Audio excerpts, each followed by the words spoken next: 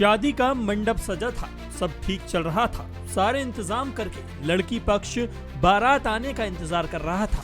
बारात आई, शादी की रस्में शुरू हुई, लेकिन तभी अचानक कुछ ऐसा हुआ कि सारे अरमानों पर पानी फिर गया। दुल्हन के सपने टूट गए और अपने हमसफर के नाम की जो मेहंदी उसने अपने हाथों पर रचाई थी, वो भी जाया हो गई।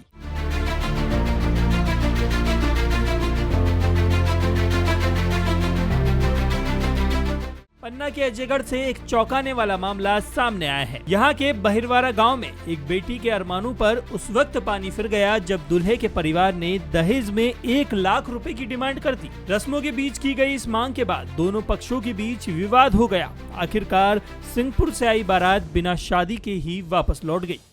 हमारे कल शादी के लिए हम गए थे लॉन पे, पापा पूरी फैमिली गई थी। वहाँ से हम पार्लर गए, पार्लर से रिटर्न आए हैं। वहाँ से फोन आया उनका, सब लोग वहीं पे आए थे। सब कार्यक्रम बारात आई है, आने के बाद हम अंदर बैठे थे, ठीक है। उसके बाद फिर तिलक होता है। पापा हमारे गए, 11,000 रुपए रखे उनके हाथ में। उन्होंने 1 लाख की मांग की। हमारे पापा गरीब है, गाँव में मजदूरी का काम करते हैं। सिंहपुर में शादी लगी थी, लड़के का नाम सोनू है। घटना इसमें इसके वजह से हुई थी क्योंकि उन्होंने पहले कहा था हमें कुछ नहीं चाहिए, बस तुम्हारी बेटी चाहिए और तिलक जो भी है तुम्हारे अपने तरफ से दे देना, बाकी हमारे कुछ नहीं चाहिए।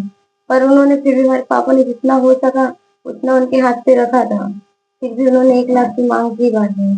सर बारात आई हुआ, मैं अपना गया लगन लेके ऊपर, लगन लेके जैसे बैठा अपन, कार्यक्रम अपना शुरू हुआ। इसके बाद पैसे दिए वक्त तो मैं 11,000 दिया उनको। तो लड़का बोल रहा है कि 11,000 नहीं चाहिए मेरे को, 1 लाख चाहिए, नहीं तो शादी अभी नहीं होगी। हाँ, भाग गया वो और सब मारपीट हमारे शुरू वहाँ कर दिए, सब लोग वहाँ बाराती सब।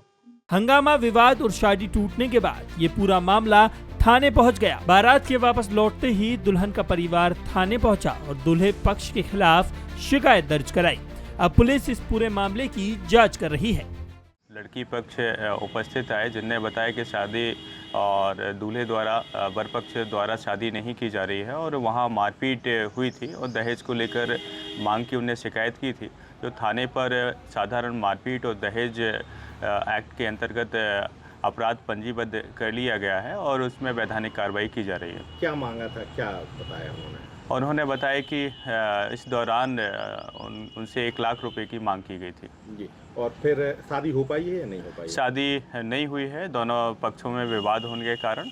और वर पक्ष द्वारा भी एक आवेदन दिया गया था जिसमें दूल्हे को भी चोटें आई हैं, उसमें आवेदन पर भी वैधानिक कार्रवाई कर रहे हैं। पुलिस क्या समझाइश देने की प्रयास कर रही है शादी हो जाए?